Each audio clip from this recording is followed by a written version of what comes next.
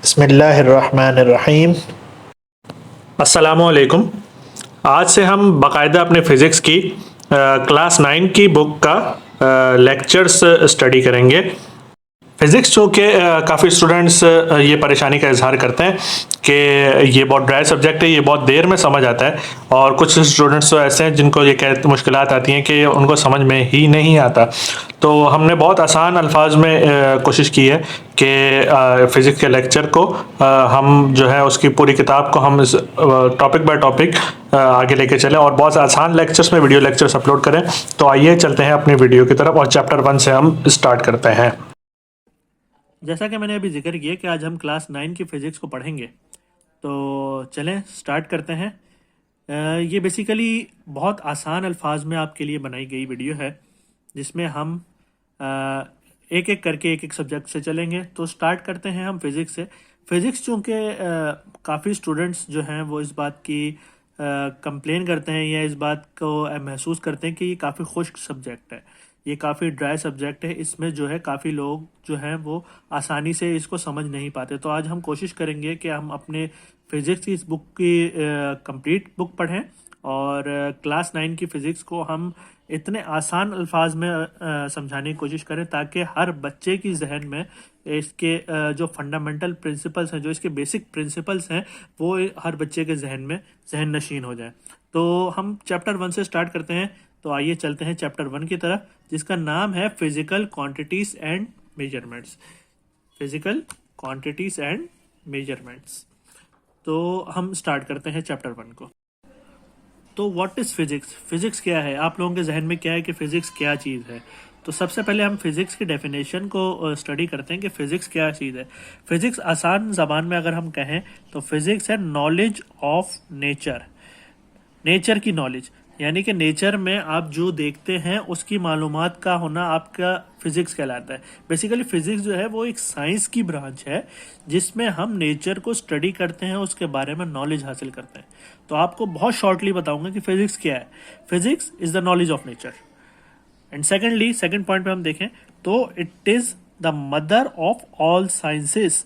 इस तमाम जो साइंसेस हैं हमारे पास, उनकी मदर कहलाई जाती है, क्योंकि ये बहुत वास्ट फील्ड है। जो बच्चे ये कहते हैं कि हमें फिजिक्स नहीं आती, तो उनको कोशिश करनी चाहिए कि वो शुरुआत से ही बिल्कुल वेरी स्टार्टिंग जहाँ पर उनको फिजिक्स पढ़ाई जा रही है वहाँ से वो फिजिक्स को अपना समझना शुरू करें, क्योंकि आगे जाके ये उनके बहुत ज़्यादा काम आने वाली है। अच्छा, फिजिक्स में हम पढ़ते क्या हैं? जो मोस्ट इंपॉर्टेंट पॉइंट है फिजिक्स का, फिजिक्स में पढ़ते हैं हम मैटर एंड एनर्जी को। एनर्जी और मैटर के दरमियान तालमेल, जो उनका आपस में ताल्लुक है, वो हम पढ़ते हैं। मैटर क्या होता है? मैटर आप सब ने पढ़ा होगा, कोई भी मादा, कोई भी चीज़ जो वज़न रखती हो और जगह घेरती हो, वो कहलाती है मैटर। कोई भी मादा यानी कोई भी चीज़ जो वज़न रखती हो या जगह घेरती हो, उसको हम मैटर कहते हैं। मैटर की 3 स्टेट्स हम पढ़ चुके हैं। सॉलिड में होता है, लिक्विड में होता है और गैस में होता है। 3 फॉर्म में ये मैटर मौजूद होता है हमारे पास। जबकि एनर्जी तो हम मालूम है, एनर्जी हमारे पास बहुत डिफरेंट शक्ल में होती है। आपके पास मैकेनिकल एनर्जी होती है, इलेक्ट्रिकल एनर्जी होती है, इस तरह बहुत सारी एनर्जीज को हम फिजिक्स में पढ़ते हैं। तो फिजिक्स को बहुत आसान अल्फाज में हमने क्या समझ लिया? It is the knowledge of nature, it is the mother of all sciences, and it is the relationship in the physics what we study. It is the relationship between matter and energy. So this is the definition of physics in a very simple language. बहुत आसान अल्फाज में अगर हम physics को समझे तो ये होती है। तो चले आए, अब हम ब्रांचेस ऑफ फिजिक्स को स्टडी करते हैं। अभी हमने फिजिक्स की डेफिनेशन को बहुत क्विकली स्टडी किया, अब हम ब्रांचेस ऑफ फिजिक्स को जल्दी से गो थ्रू कर लेते हैं। पहली ब्रांच जो हम स्टडी करने जा रहे हैं वो है मैकेनिक्स। मैकेनिक्स जो है वो हमारी फिजिक्स की पहली ब्रांच है, जिसमें law of motion and gravitation को हम सर्च करते हैं। बेसिकली मैकेनिक क्या करता है हमारे पास? बेसिकली मैकेनिक जो है हमारे पास एक मतलब हरकत वाले काम करता है, मोशन वाले काम करता है, और उन सब का ताल्लुक किससे होता है? ग्रेविटी से होता है। तो मोशन और ग्रेविटी दोनों आपस में इंटरलिंक्ड होते हैं, और इस चीज़ की स्टडी को हम कहाँ पढ़ते हैं? मैकेनिक्स में पढ़ते हैं।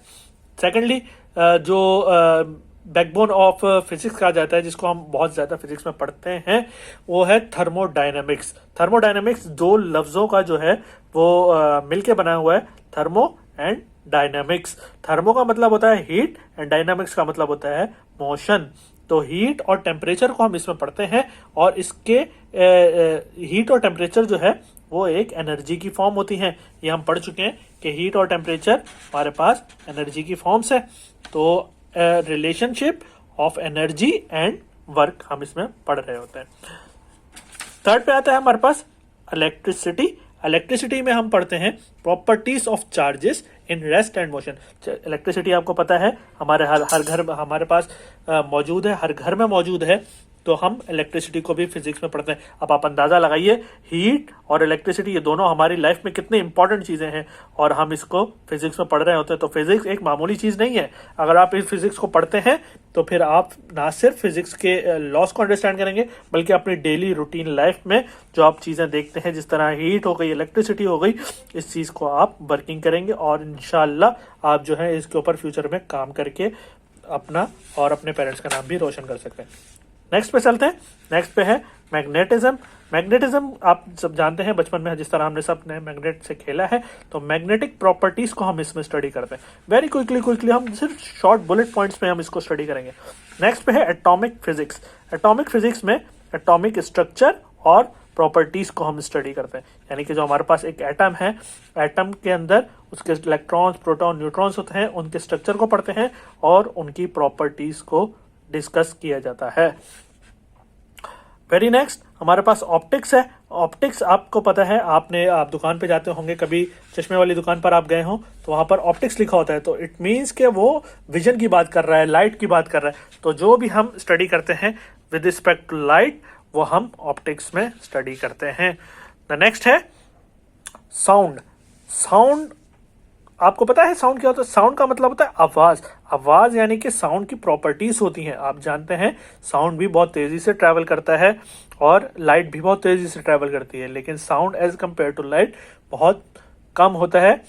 लेकिन हम इसकी प्रॉपर्टीज को भी अपनी फिजिक्स में स्टडी करते हैं। जो साउंड प्रॉपर्टीज को हम स्टडी करते हैं तो वो फिजिक्स की एक ब्रांच है पूरी की पूरी। नेक्स्ट है पार्टिकल फिजिक्स। पार्टिकल फिजिक्स में हम कॉन्स्टिट्यूएंट ऑफ मैटर, मैटर के जो उसके अपने जुज होते हैं, उसके अज्जा होते हैं, वो हम स्टडी कर रहे होते हैं। और रेडिएशंस आपको पता है, अगर आपको नहीं पता तो आप हमारे साथ जुड़े रहिए, हम बाकायदा इसको स्टडी करेंगे। मैटर और रेडिएशन कहते हैं शुआओं को। जो हमारे पास शुआएं होती हैं, रेडिएशंस होती हैं, रेस होती हैं, हम उसको और उसके मैटर के आपस के रिलेशनशिप को पार्टिकल फिजिक्स में स्टडी कर रहे होते हैं। तो वेरी नेक्स्ट पे हमारे पास मौजूद है एस्ट्रोफिजिक्स। एस्ट्रोनॉमी का नाम तो हम सबने सुना होगा, एस्ट्रोनॉट्स का नाम भी हमने सुना होगा। तो एस्ट्रोफिजिक्स हमारी फिजिक्स की वो ब्रांच है जिसमें हम सेलेस्टियल ऑब्जेक्ट्स को स्टडी करते हैं। सेलेस्टियल ऑब्जेक्ट्स कौन से होते हैं? जो हमारे पास गैलेक्सी में मौजूद है, आसमानी जिसको हम कह लें वो ऑब्जेक्ट्स, यानी कि हम प्लैनेट्स वगैरह को, उनकी स्टडी को हम इस ब्रांच, फिजिक्स की इस ब्रांच में पढ़ रहे होते हैं। द नेक्स्ट है नंबर 10 पे प्लाज्मा फिजिक्स। प्लाज्मा रिसेंटली आपने सुना होगा कि हमने 3 स्टेट्स ऑफ मैटर्स तो स्टडी किए, solid, liquid and gas, and the 4th state भी जिसको हम आजकल कंसिडर कर रहे हैं दैट इज द प्लाज्मा। ये बहुत इंपॉर्टेंट ब्रांच है फिजिक्स की और ये कहना गलत नहीं होगा कि इन फ्यूचर इसके ऊपर जो है बहुत ज़्यादा वर्किंग होने वाली है और इसमें बहुत ज़्यादा स्कोप है।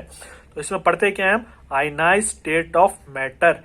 मैटर क्या होता है हमने पढ़ा कि मैटर जो है कोई भी चीज जो वजन रखती है या जगह घेरती है, सॉलिड, लिक्विड या गैस, उसकी आयनाइज फॉर्म, आयनाइज यानी कि उसमें से इलेक्ट्रॉन निकल जाए या इंसर्ट हो जाए उसमें, यानी कि वो अपनी स्टेबल स्टेट में ना रहे एटम, तो वो आयनाइज स्टेट कहलाती है और हम इसकी प्रॉपर्टीज को स्टडी करेंगे। ठीक है। The next is geophysics. Geophysics की क्या है? जियो और फिजिक्स दो अलग अलग लफ्ज हैं जिसमें इंटरनल स्ट्रक्चर ऑफ अर्थ को हम स्टडी करेंगे। जियो का मतलब होता है अर्थ, यानी कि हमारा जो प्लैनेट है, और फिजिक्स हम पढ़ चुके हैं कि फिजिक्स में हम क्या पढ़ेंगे। तो जियो और फिजिक्स दो अलग अलग लफ्ज हैं और इन दोनों को मिला के जियो फिजिक्स बनती है, जिसमें हम इंटरनल स्ट्रक्चर ऑफ अर्थ को स्टडी करेंगे। बहुत शॉर्ट बुलेट पॉइंट्स में आपको समझा दिया गया है कि हमने क्या क्या करना है। अब वेरी क्विकली हम चैप्टर 1 के अगले जो है वो टॉपिक की तरफ बढ़ेंगे। तो मिलते हैं नेक्स्ट वीडियो में चैप्टर 1 के अगले टॉपिक के साथ। अगर आपको हमारी वीडियो इंफॉर्मेटिव लगी हो तो kindly subscribe our channel. Hope we meet again in the next video. अल्लाह हाफिज़।